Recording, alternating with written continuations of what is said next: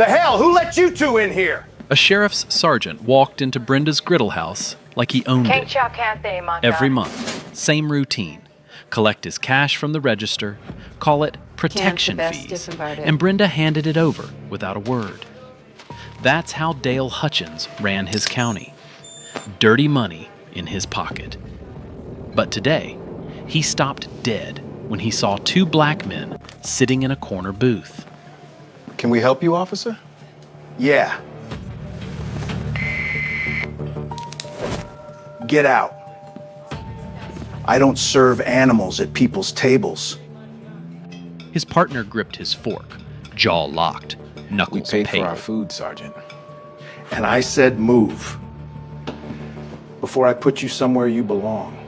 12 people heard every word. Like a 12 cage. people stared at their plates. Nobody moved. But here's what that sergeant didn't know. Those two men he just called animals, they had badges too. And everything he just said was already on tape. Hold on. To understand what happens next, we need to go back 12 hours. Malcolm Owens sat in the passenger seat of a rented sedan, watching the highway signs count down the miles to Ridgedale County.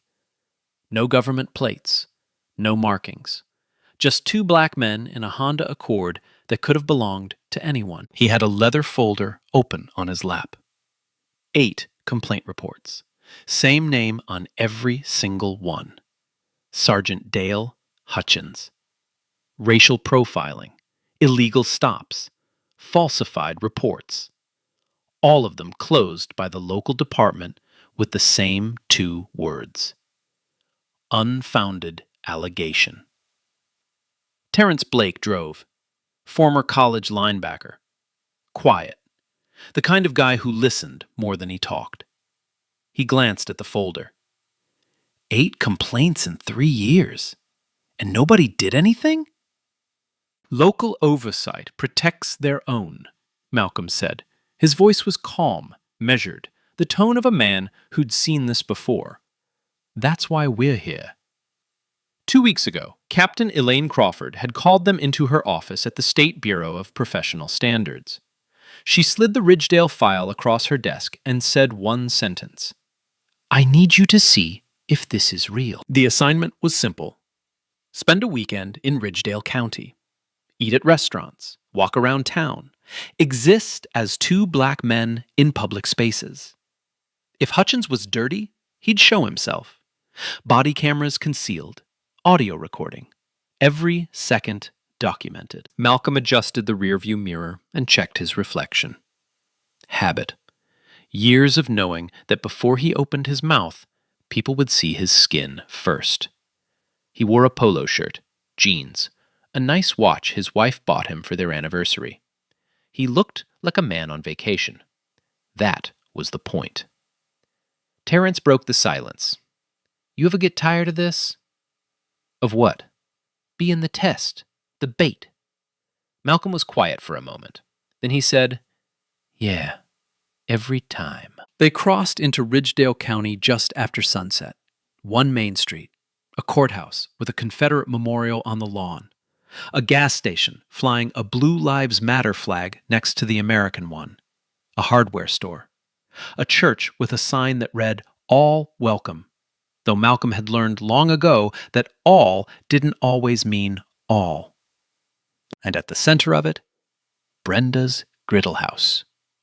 The kind of place where everyone knew everyone, where deals got made over coffee and gossip traveled faster than the Sunday paper. Saturday morning, 9:15. Malcolm and Terrence walked into the diner. A bell above the door jingled. Heads turned, just for a second, then went back to their plates.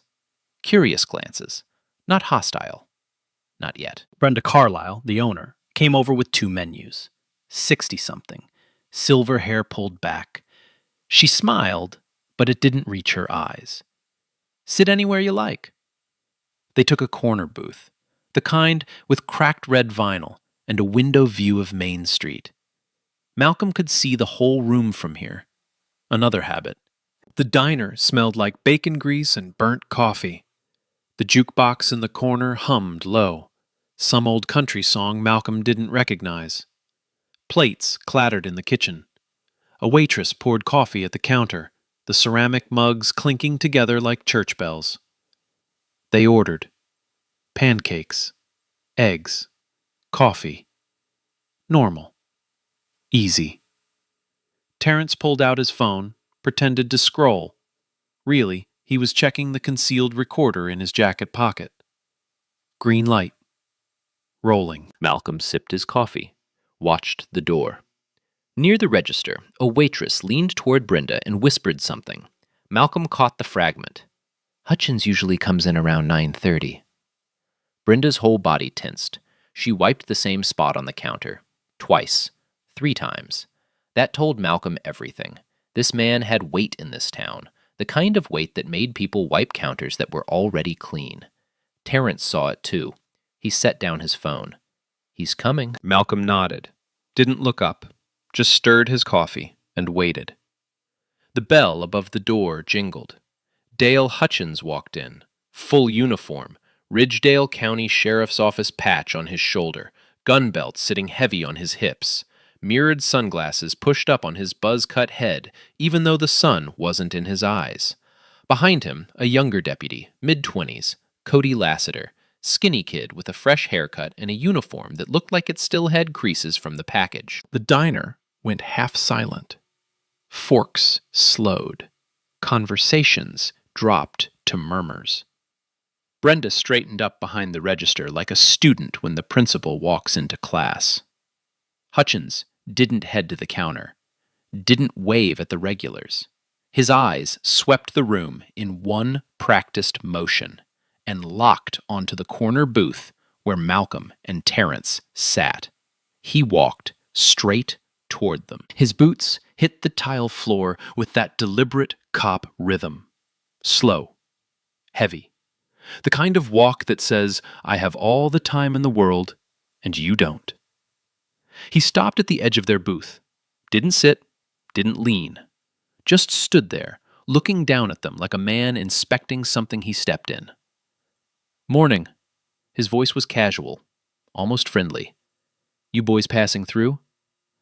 Malcolm set down his coffee cup, looked up, met his eyes. Just having breakfast. Uh-huh. Hutchins tilted his head. Where you stayin'? Terrence glanced at Malcolm, then back at Hutchins. Is there a reason you're asking? The shift was instant. Hutchins's jaw tightened, his shoulders squared, the friendly mask cracked just a little.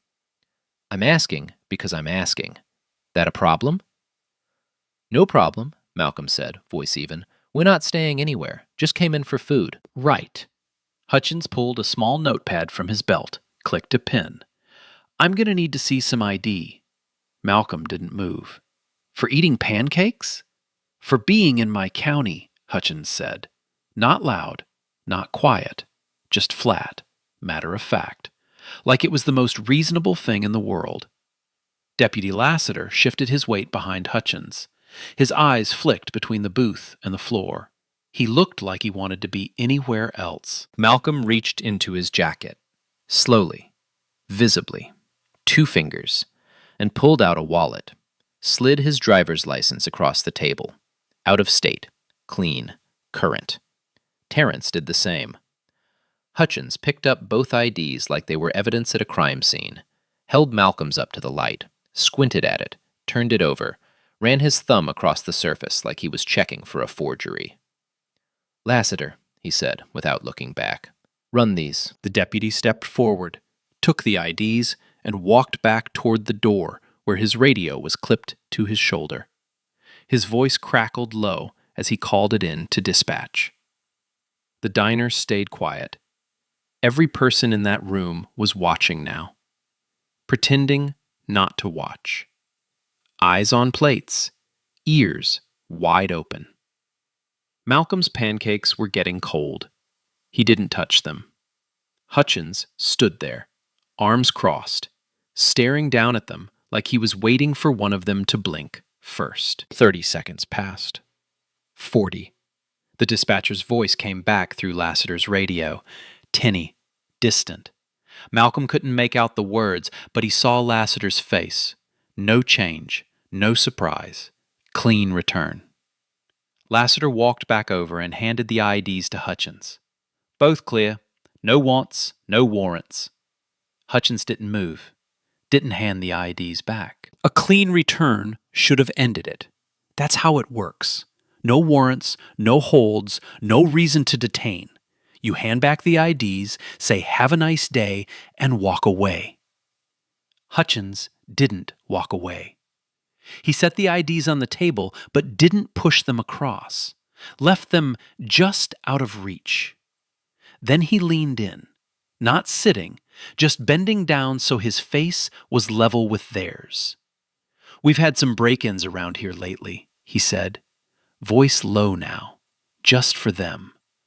2 guys, matching your general description. Malcolm didn't blink. What description is that? Hutchins smiled. Not a friendly smile. The kind of smile that doesn't reach the eyes. You know what description. Terrence's hand tightened around his fork. Malcolm saw it, saw the way his knuckles went pale, saw the muscle jump in his jaw. So here's what's going to happen, Hutchins said, straightening up. Louder now, loud enough for the whole diner to hear. You 2 are going to step outside with me for a minute so we can sort this out. Just a few questions. Shouldn't take long. Sort what out? Malcolm asked. You just ran our IDs. We're clean. That's what the computer says. I'm not so sure.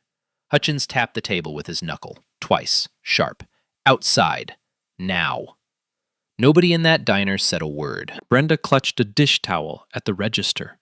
A mother, 2 booths over, pulled her daughter closer.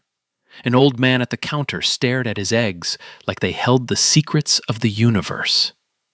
Not one person spoke up.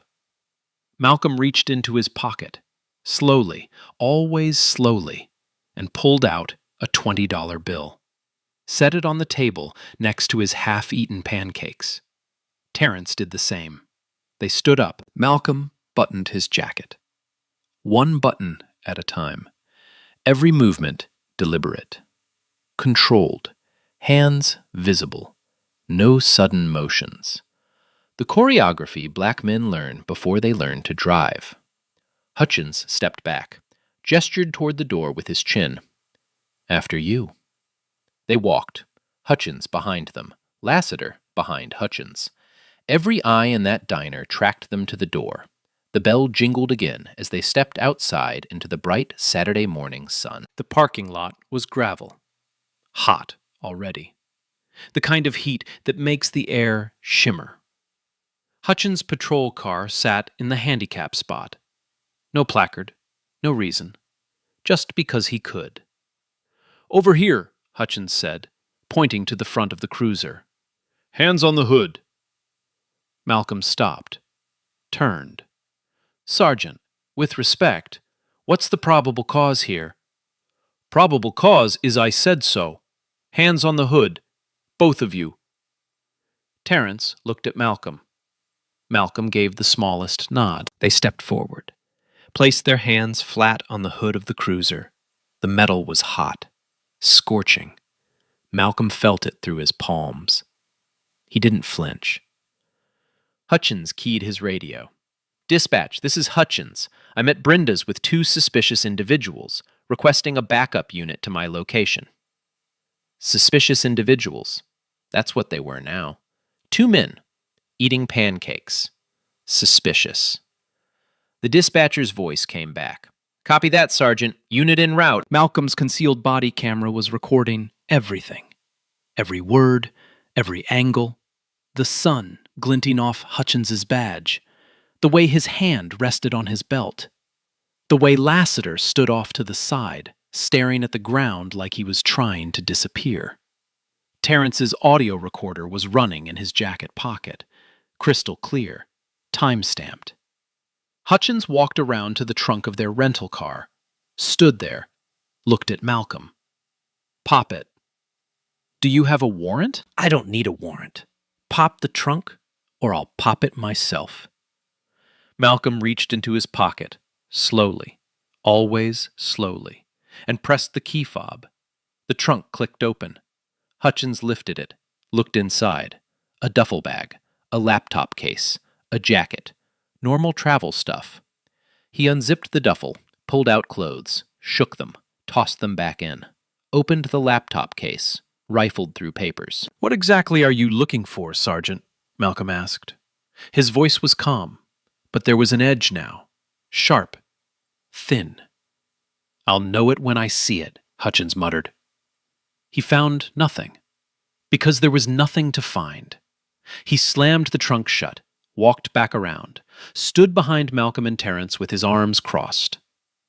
A second patrol car pulled into the lot, gravel crunching under the tires. 2 more deputies got out. Now it was 4 officers, for 2 unarmed men, eating pancakes. Hutchins briefed them, loud enough for Malcolm and Terrence to hear. "Suspicious individuals, out-of-state plates, uncooperative, possible connection to recent break-ins." None of that was true. Not one word. One of the new deputies, older, gray at the temples, glanced at Malcolm and Terrence, then back at Hutchins. He didn't say anything, but his face said plenty. Hutchins stepped up close behind Malcolm. Too close. Malcolm could feel his breath on the back of his neck. "Here's your options," Hutchins said quietly. "I can hold you for 48 hours while we figure out who you really are. Or you can get in your car, leave Ridgedale County, and not come back. Your call." Malcolm turned his head, just slightly, enough to make eye contact. "We're not leaving." Hutchins' eyes narrowed. "What did you say?" "I said we're not leaving, Sergeant. We have every right to be here." The air went tight, taut, like a string pulled too hard. Hutchins's hand drifted toward his cuffs. And that's when Malcolm decided it was time. Hutchins's hand hovered over his cuffs. His fingers drummed against the leather case. Once, twice, like he was deciding whether to pull the trigger on something that couldn't be undone. "Turn around," he said. "Both of you." Malcolm and Terrence stayed facing the cruiser, hands still on the hood. The metal burned against their palms. Neither one moved. "I said turn around." Malcolm spoke without turning his head. "Are we under arrest, Sergeant?" "You will be if you don't do what I say." "On what charge?" Hutchins stepped closer, so close Malcolm could smell the coffee on his breath. "Obstruction, resisting, failure to comply. Take your pick." Terrence's jaw flexed. His whole body went rigid. Malcolm could feel the tension radiating off him like heat off asphalt. "Terrence," Malcolm said quietly. "Easy." Hutchins heard it. He stepped around to Terrence's side, leaned in. "Oh, so you're the hot-headed one, huh? The one who's going to do something stupid?" Terrence didn't answer, didn't look at him, just stared straight ahead at the diner windows where faces were pressed against the glass. Hutchins laughed. Low, mean. "Yeah, that's what I thought.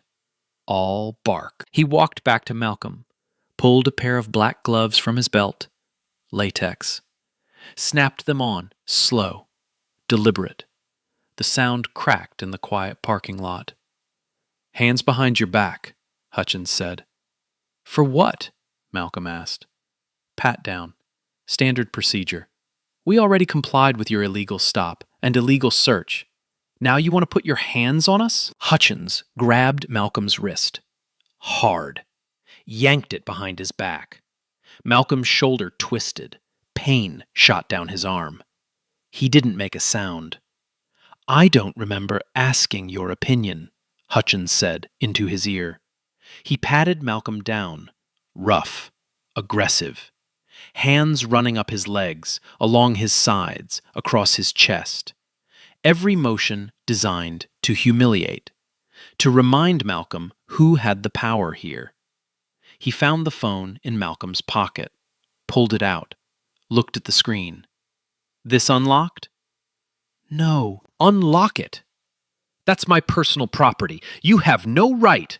Hutchins cut him off. I've got every right. Unlock it, or I'll assume you're hiding something. Malcolm stared at him, silent, calculating.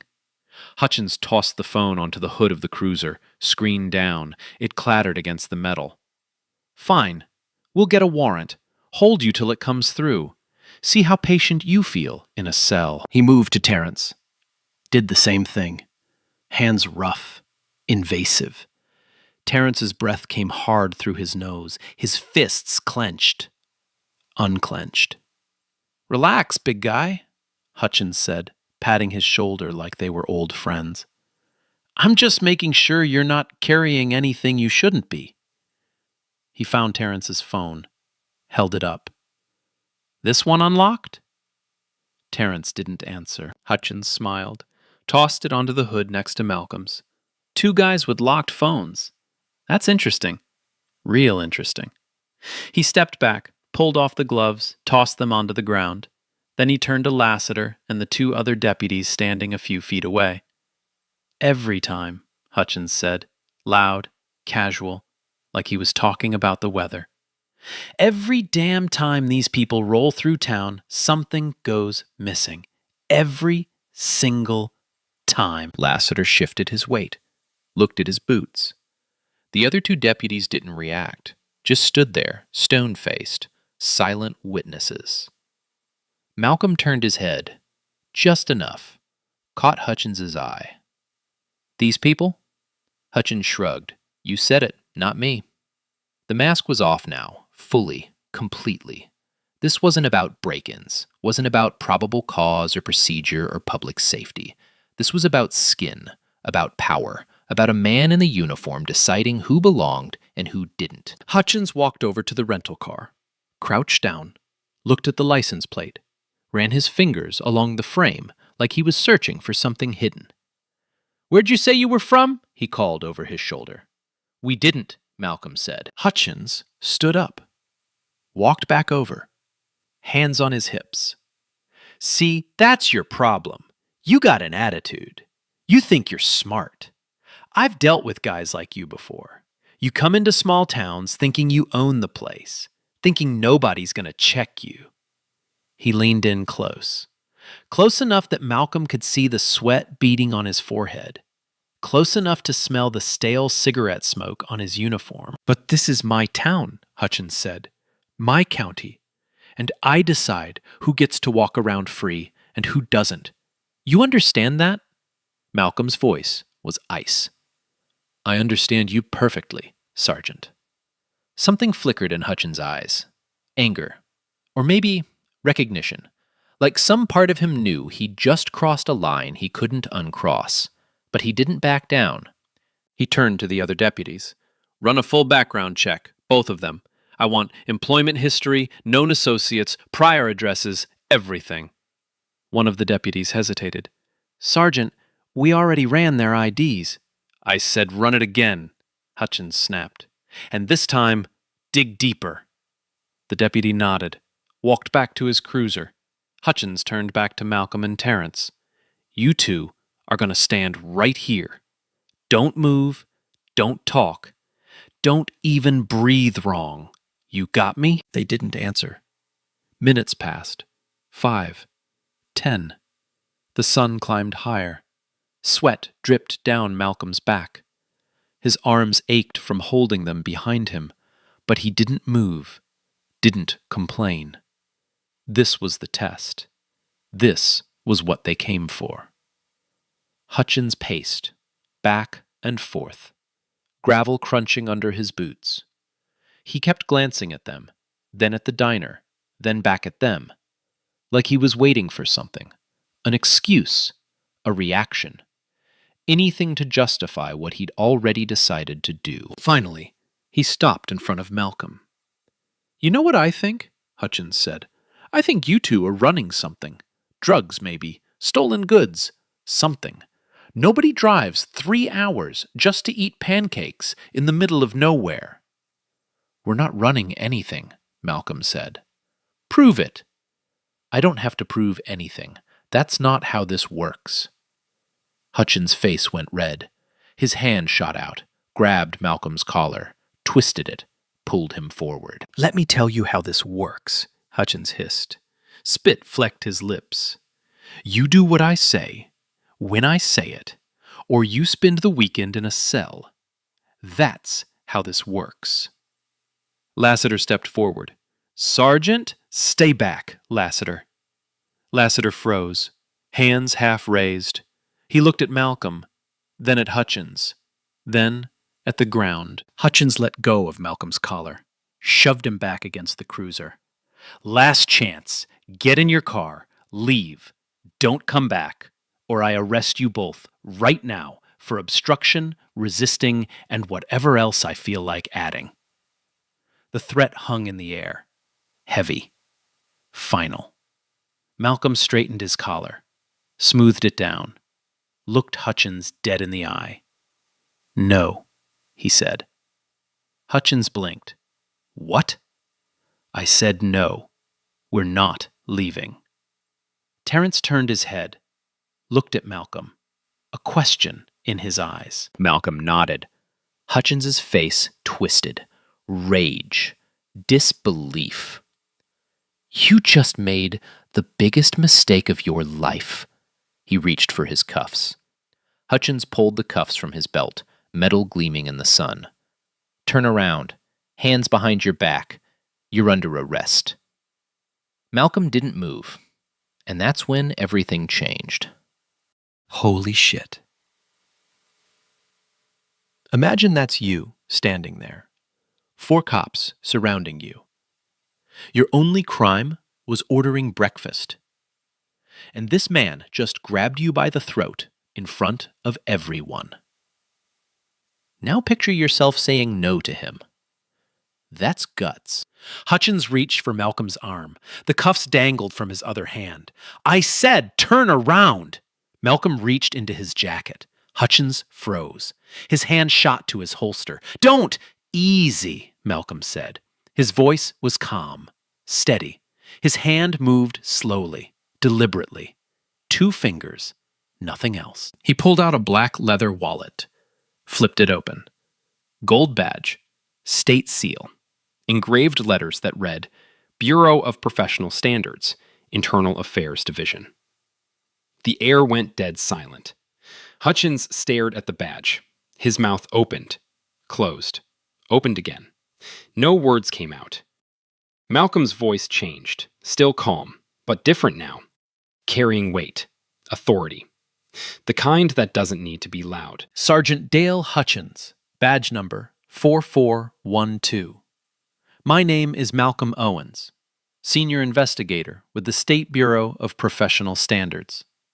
This is my partner, Investigator Terrence Blake." Terrence pulled his credentials from his jacket. Same badge, same gold, same seal. He held them up so Hutchins could see clearly. Then, Terrence reached into his hoodie pocket, pulled out a small black recording device, held it up. The red light blinked. On. Recording. Had been this whole time. "Every word, Sergeant," Terrence said quietly, "from the moment you walked into that diner." The color drained from Hutchins's face, literally drained, like someone pulled a plug. His skin went from red to white in the span of 2 seconds. His hand fell away from his holster. The cuffs slipped from his fingers, clattered onto the gravel. He took a step backward.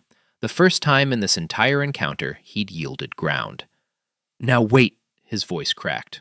"Wait a minute. I was just—" Malcolm cut him off. Clean. Sharp. "You were just conducting an illegal stop, an illegal search, an illegal seizure of personal property, issuing threats of unlawful detention, and making racially discriminatory statements in the presence of multiple witnesses." He stepped forward. Hutchins stepped back. "All recorded," Malcolm continued. "All time-stamped. All admissible in court." Hutchins' hands came up, palms out, like he was trying to stop a freight train. "Look, I was following procedure." "What procedure?" Malcolm's voice was ice now. Show me the procedure that says you can order two law-abiding citizens out of a restaurant based on the color of their skin. Hutchins' mouth worked. No sound. Show me the procedure, Malcolm said again, that says you can search a vehicle with no warrant, no probable cause, and no consent. Nothing. Show me the procedure that says you can grab a man by his collar and threaten him with arrest for the crime of eating pancakes. Hutchins looked around, desperate, like he was searching for a lifeline. His eyes landed on Lassiter. Lassiter took 3 steps backward, hands raised, shaking his head, distancing himself, physically and symbolically.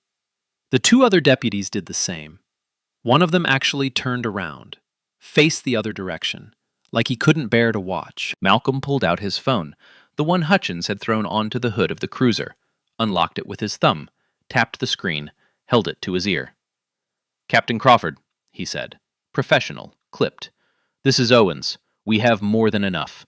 Requesting immediate suspension and custodial escort for Sergeant Dale Hutchins, Ridgedale County Sheriff's Office." Hutchins' knees actually buckled, just slightly, like the ground shifted under him. Malcolm listened for a moment. "Yes, ma'am. Multiple civil rights violations, illegal detention, illegal search, discriminatory language, all on body cam and audio. I'll send you the files within the hour." He paused. "Affirmative. We're holding position." He lowered the phone, looked at Hutchins. "State units are en route. ETA 30 minutes. Hutchins's face went through about 6 different expressions in 3 seconds. Shock, denial, anger, fear, desperation. Then back to fear. This is a mistake," he stammered. "I treat everyone the same. Everyone. You can ask anyone in this town." "We did ask," Terrence said. He pulled a small notepad from his pocket, flipped it open. 8 formal complaints filed against you in the last 3 years, all alleging racial profiling, excessive force, and abuse of authority, all closed by your department without investigation. Hutchins shook his head. "Those were false. Every one of them. People lying to get out of tickets." "We interviewed all 8 complainants last week," Malcolm said. "Their stories match, right down to the words you used. The same words you used on us today." The diner door swung open. Brenda Carlyle stepped out onto the porch, hand over her mouth, eyes wide. Behind her, faces pressed against the glass, the whole diner watching now.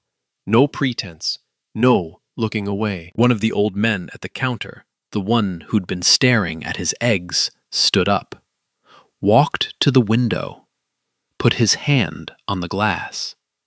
His lips moved. Malcolm couldn't hear it, but he could read it. "About damn time."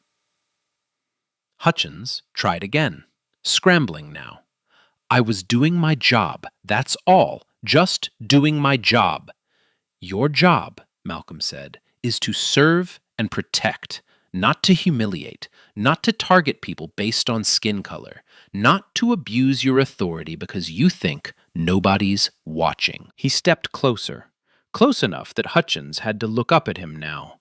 The power dynamic had completely inverted, flipped, like a switch. "But we were watching, Sergeant. We've been watching you for 3 years, and now everyone else is about to watch too." Hutchins opened his mouth, closed it. His shoulders sagged. Lassiter spoke up. His voice was quiet, shaky. "Sergeant Hutchins, I think you should stop talking. Maybe call a lawyer." Hutchins turned to him. "Lassiter, you know I'm not—" Tell them I'm not—" Lassiter looked at the ground. "I can't tell them anything, Sergeant. I was here. I saw what I saw." Hutchins's face crumpled. Malcolm pulled out a small card from his wallet, Miranda rights printed on it. He held it up. "Sergeant Dale Hutchins, you are not under arrest at this time. However, you are being relieved of duty pending an internal affairs investigation. You have the right to remain silent. You have the right to legal representation. Anything you say from this point forward can and will be used in administrative and criminal proceedings." He lowered the card. "Do you understand these rights as I've explained them to you?" Hutchins didn't answer. He just stood there, staring at nothing. In the distance, sirens, faint, getting louder. 2 unmarked black sedans pulled into the parking lot. State vehicles. No lights, no drama. Just quiet, professional efficiency. 4 agents in plain clothes stepped out, badges on their belts. They walked over to Malcolm. One of them, a woman in her 50s, gray hair pulled back, extended her hand. "Investigator Owens, Captain Crawford sends her regards." Malcolm shook her hand. "Appreciate the quick response." She looked at Hutchins. No expression, just cold assessment. "Sergeant Hutchins, I'm Agent Marsh with the State Bureau of Professional Standards. You're hereby relieved of active duty. I need your service weapon, your badge, and your keys." Hutchins stood there, frozen. "Sergeant," she said again, firmer. "Your weapon. Now." His hands shook as he unbuckled his gun belt, handed it over. Then his badge, then his keys. Agent Marsh handed them to another agent, turned back to Hutchins. "You'll be escorted to the county administration building for formal processing. You're not under arrest, but you are not to leave the state. Do you understand?" Hutchins nodded. Barely. "Out loud, please." "I understand," he whispered. 2 agents flanked him, walked him to one of the sedans, opened the back door. He got in. The man who'd ordered 2 black men out of a diner was now the one being removed. The door closed. The sedan pulled away. And just like that, it was over. The gravel crunched under the tires as the sedan disappeared down Main Street. The sound faded. Then silence. Malcolm stood in the parking lot, Terrence beside him. 4 deputies still standing there like statues. Nobody knew what to do next. Agent Marsh turned to Malcolm. "We'll need your body cam footage and audio files. Full statements. I'm assuming you documented everything?" Malcolm nodded. "Every second. From the moment he walked into that diner." "Good." She glanced at the remaining deputies. Her eyes landed on Lassiter. "Deputy, you were present for the entire encounter?" Lassiter swallowed hard. "Yes, ma'am." "And you witnessed Sergeant Hutchins conduct an illegal stop, an illegal search, and make discriminatory statements." Lassiter looked at his boots, then at Malcolm, then back at Agent Marsh. "Yes, ma'am, I did." "And you said nothing." "No, ma'am, I didn't." Agent Marsh's expression didn't change. "That'll be in our report. You'll receive a formal interview request within 48 hours. I'd suggest you think very carefully about what you want to say." Lassiter nodded. His face had gone pale. Malcolm stepped forward, looked at Lassiter directly. "Deputy, you were present for every violation. You watched. You said nothing. That's complicity." Lassiter's hands trembled. "I know." "But," Malcolm continued, "you also didn't actively participate. You didn't touch us, didn't echo his statements, didn't pile on." Lassiter looked up. Something like hope flickered in his eyes. "So here's what you need to understand," Malcolm said.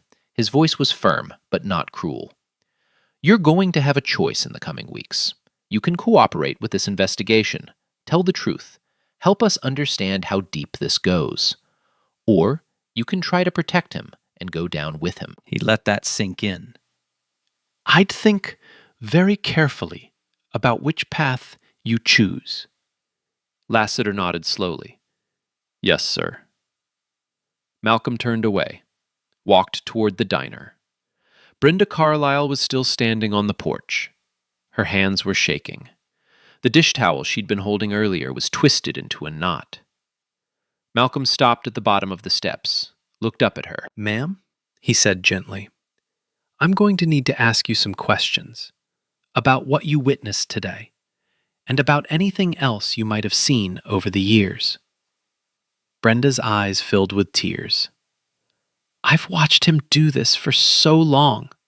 To families, to kids just passing through, to anyone who didn't look like they belonged here. Her voice cracked. I should have said something. I should have done something. But I was scared. He collects money from me every month, says it's for protection, but really it's just extortion. And I paid because I didn't want trouble. I didn't want him coming after my business. Malcolm's expression softened. You can help now. We'll need your statement, everything you remember, everything you saw. Anything, Brenda said. I'll tell you anything you need to know. Thank you. She wiped her eyes with the towel. Can I ask you something? Of course. Why didn't you tell him right away? When he first came over to your table? Why wait? Malcolm was quiet for a moment. Then he said, Because we needed to see what he'd do when he thought nobody was watching, when he thought he had all the power and we had none. He looked back at the parking lot, at the spot where Hutchins had stood. We needed him to show us exactly who he was. Brenda nodded. Understood. Inside the diner, the patrons were starting to move again. Conversations picked back up, low at first, then louder. The shock was wearing off. Reality setting in. The old man who'd been at the counter walked outside, stopped in front of Malcolm, extended his hand. Thank you, he said simply. Malcolm shook his hand. You're welcome. I've lived in this town 40 years. Watched that man terrorize people for the last decade. Nobody did anything. Nobody could. The old man's grip tightened. I'm glad you did. He let go, walked back inside. Terrence came up beside Malcolm. Captain Crawford wants us back at headquarters by this afternoon. Full debrief. Malcolm nodded, looked at the diner, at the patrol cars still parked in the lot, at the faces in the windows. You think this'll change anything? Terrence asked quietly. Malcolm thought about that. About 8 complaints buried in files.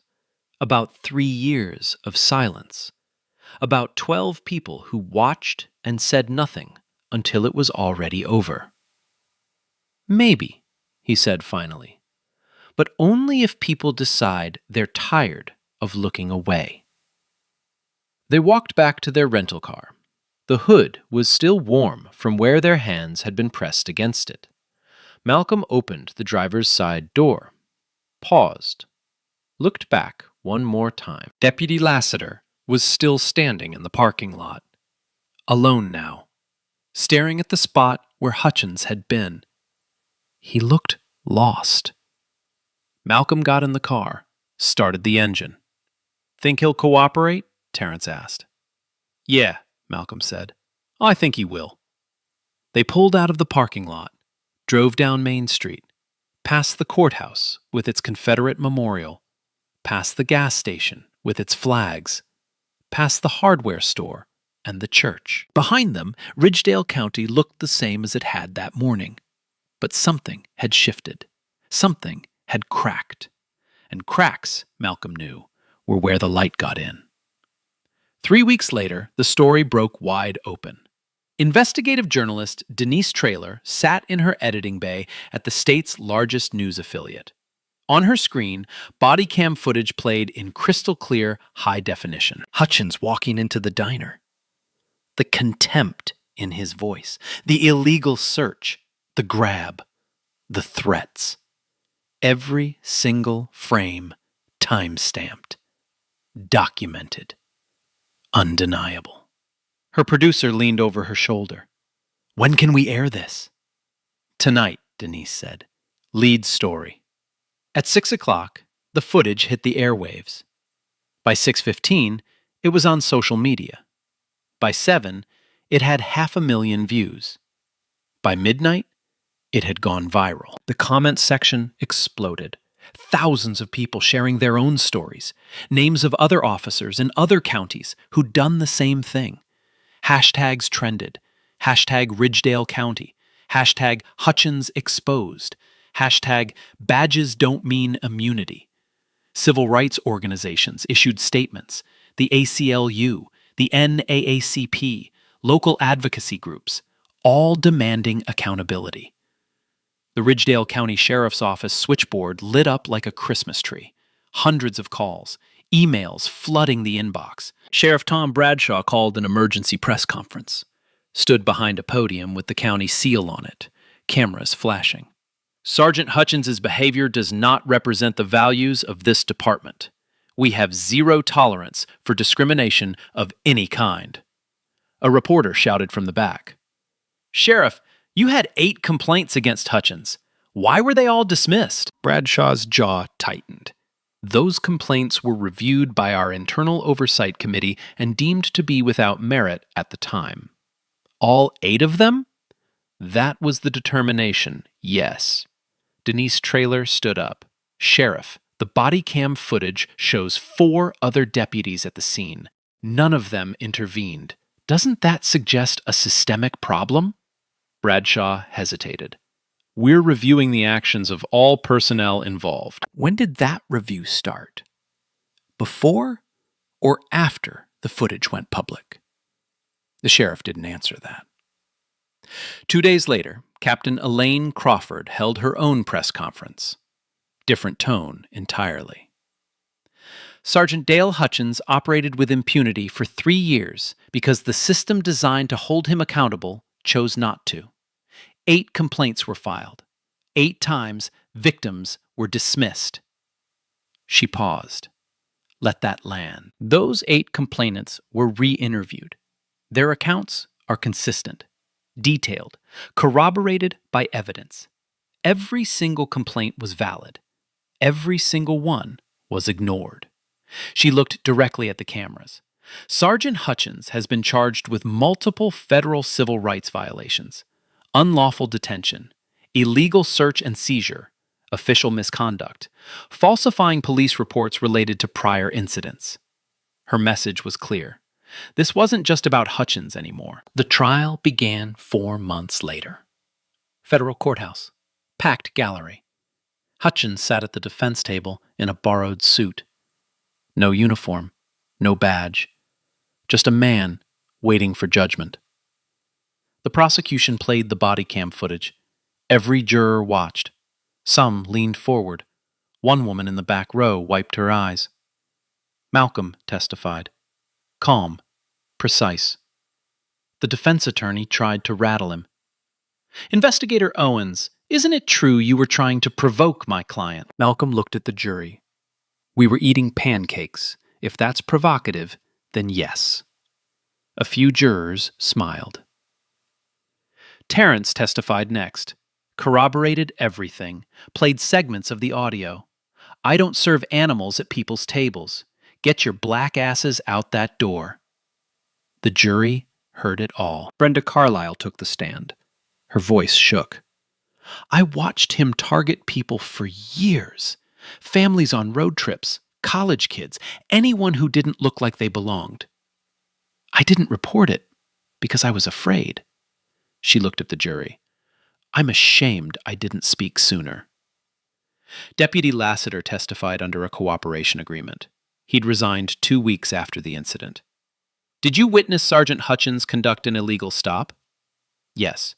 Did you witness him make racially discriminatory statements? Yes. And did you intervene? Lassiter looked at his hands. No, I didn't. I was afraid of what he'd do to my career. I was wrong. Hutchins took the stand against his lawyer's advice. It was a disaster. He contradicted himself repeatedly, claimed he was just following procedure, but couldn't name the procedure. The prosecutor destroyed him. Sergeant Hutchins, what procedure allows you to order paying customers out of a restaurant based solely on their race? It wasn't about race. Then what was it about? Hutchins stammered. They looked suspicious. Suspicious how? They didn't fit. Didn't fit into a public restaurant. Because of what, exactly? No answer. The jury deliberated for 4 hours. Guilty. All major counts. The judge sentenced him 3 weeks later. Mr. Hutchins, you wore a badge for 22 years. You swore an oath to protect and serve all citizens.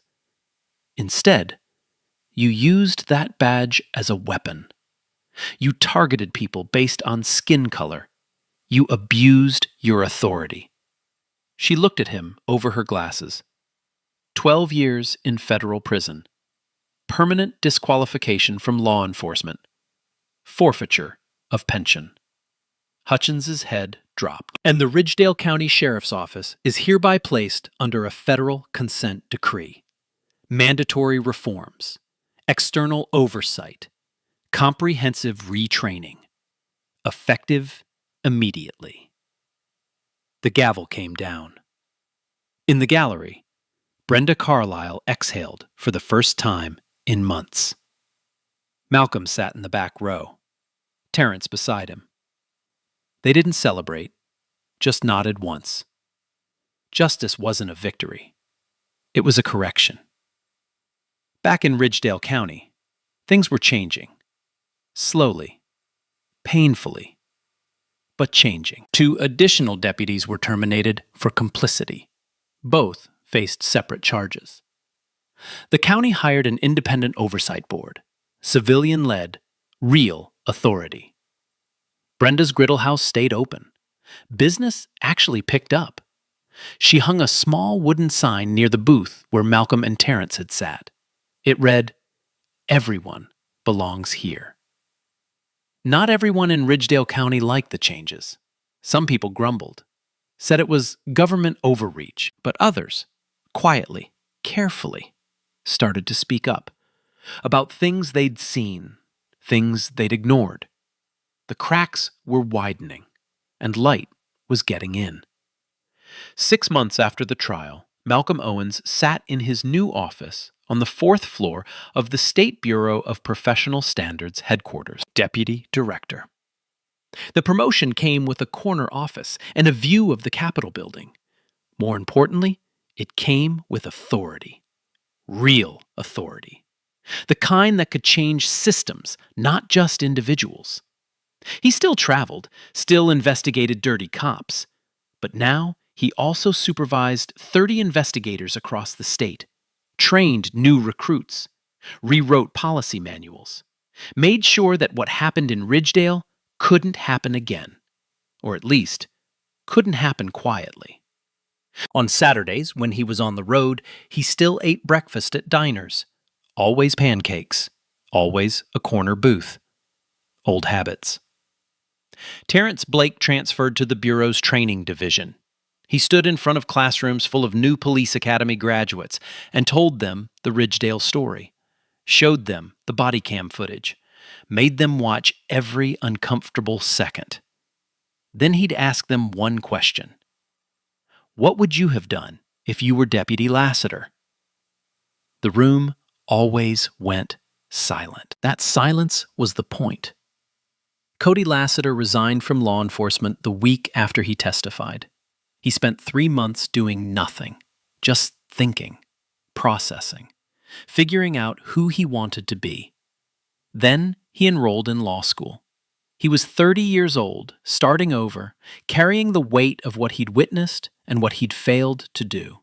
He gave an interview to Denise Traylor 6 months later, sat across from her in a coffee shop, no cameras, just a conversation. I spent 3 years watching, he said. Watching Hutchins target people, watching him abuse his authority. And I said nothing. Because I was scared. Scared of losing my job. Scared of being labeled a snitch. Scared of standing alone. He stared at his coffee. But you know what's worse than being scared? Being the kind of person who watches injustice happen and chooses comfort over doing the right thing. Denise asked him what he'd say to other officers in similar positions. Lassiter looked directly at the camera. Speak up. I don't care how hard it is. I don't care how scared you are. Speak up. Because your silence isn't neutral. It's complicity. The interview went viral. Not as big as the original footage, but big enough. Some officers hated him for it, called him a traitor, said he'd violated the thin blue line. Others reached out privately, thanked him, said they wished they had his courage. Lassiter was okay with both reactions. He'd made his choice. Dale Hutchins was serving his sentence at a federal correctional facility in the southern part of the state. No early release, no reduced sentence. His appeals had been denied twice. In prison, he was just another inmate. No badge, no authority, no power over anyone. 12 years is a long time to think about a plate of pancakes. Brenda Carlisle became something unexpected. An activist. She testified before the state legislature in support of a bill mandating independent civilian oversight for all county law enforcement agencies. She stood at the podium in the state capitol, hands shaking, but her voice steady. I watched a corrupt officer operate unchecked for years because I was too afraid to speak up. I'm not afraid anymore, and neither should you be. The bill passed by 2 votes. Brenda went back to running her diner. But now, every month, representatives from the new oversight board met there, right there in her dining room, where it all started. The booth where Malcolm and Terrence sat that morning became something of a local landmark. People asked to sit there, took pictures of the sign. Everyone belongs here. Some people thought it was too much, too performative. But Brenda didn't care. She knew what that booth represented. Not just a story, a choice. The choice to finally stop looking away. Accountability doesn't happen by accident. It happens when people decide that silence costs too much. Hutchins didn't fall because he was unlucky. He fell because Malcolm and Terrence refused to look away. Because Brenda decided shame wasn't as heavy as complicity. Because Lassiter chose truth over comfort. The system protects itself until enough people decide it shouldn't. Wait, this story's fiction, but imagine you're sitting in that diner. You hear those words. You see those badges. Do nothing. What do you do? That's the real question. Drop a comment. Have you seen this happen? What did you do? If this hit you, like it, share it, subscribe. Stay loud. Never let anyone tell you where you don't belong.